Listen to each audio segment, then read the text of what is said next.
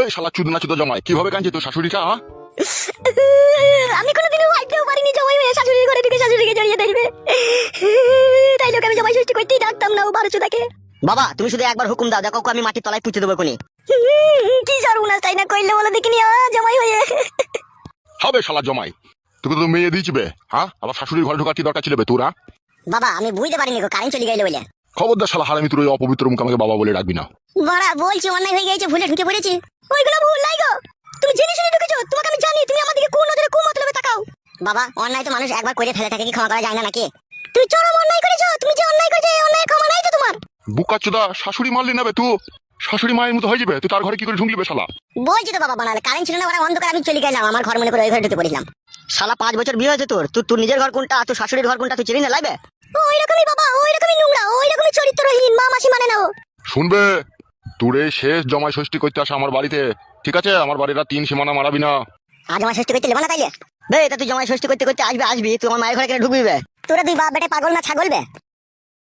কি বলতে চাইছো কি তুমি? বলছি বাড়া, ওটা তোমার নিজের শাশুড়ি লয়, আমার যে নিজের শাশুড়ি ছিল, আমার যে বইয়ের যে আসল মা, সে তো মরে গেছে, ও তো পরের মেয়ে। যদি একবার ঘরে ঢুকিয়ে পড়ি তা কি হবে কি মানা? আমাদের তো সব নিজেদের ভিতরে।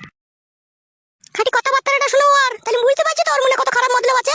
এই শোন, এই টাকা তুই শোন, তুই পালা আমার বাড়ি থেকে, ঠিক আছে? আর কোনোদিন আমার বাড়ি আসবি না।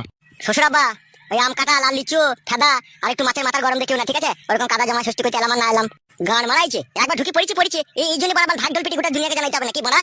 মনে হচ্ছে আমি চুরি করেছি, ধরা পড়েছি মনে হচ্ছে বাড়া।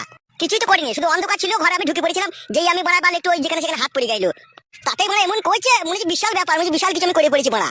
শুন মা চন্দনা, আমার আর ঝগড়া অশান্তি করার প্রয়োজন নাই, ঠিক আছে? জামাই ষষ্ঠী হোক বা যাই হোক, আমাদের বাড়িতে যখন কোনো পুজো পরব আসবে তখন তুই জামাইকে নিয়ে আসিস না। তুই পারলে একা আসিস, নাহলে আসিস না।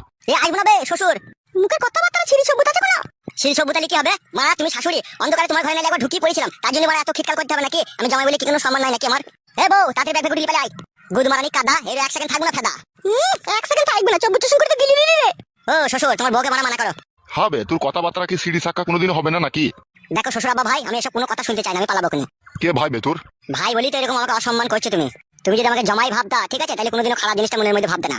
তোমার মনে কত খুব মতলব তাহলে ভরা আছে, তুমি একবার বুঝিয়ে দেখো। সে শাশুড়ি হয় মায়ের মতো, অন্ধকার নালি তার ঘরে ঢুকিয়ে পড়েছিলাম আমি, কিন্তু তোমরা তোমাকে খারাপ ভেবে নিলা যে আমি কিছু কুকাজ করার জন্য ঢুকেছি। কিন্তু আমার মনের মধ্যে কি আছে কি না আছে তোমরা খোঁজ করে দেখলা না, তোমরা খারাপটাই ভেবে লাগে। তুই কি বলতে চাইছিস কি? বালমুকুচুদা শ্বশুর, চুলটাতে তোর বয়সে পাকে নেবে, তো তুমি যে কলফে পেকেছে। তার মানে তুই কি বুঝাইতে চাইছিস কি আমাকে? তুমি তো বালে বুঝো না, তোমাকে কি বুঝাবো? হাঁটা বন্ধ করবে মুকুচুদা শ্বশুর, নাহলে আর হয়ে দেবো মুখে। এ পালা পালা পালা পালাবে আমার বাড়ি থেকে, পালা। শালা হারামি, তুই তো কাল মদ খেয়ে পড়েছিলি বে, আর শাশুড়ি তো পেটে যন্ত্রণা করে ছটফট করে মরছিল বে ঘরের ভিতরে। জিজ্ঞেস কর তোর বউকে।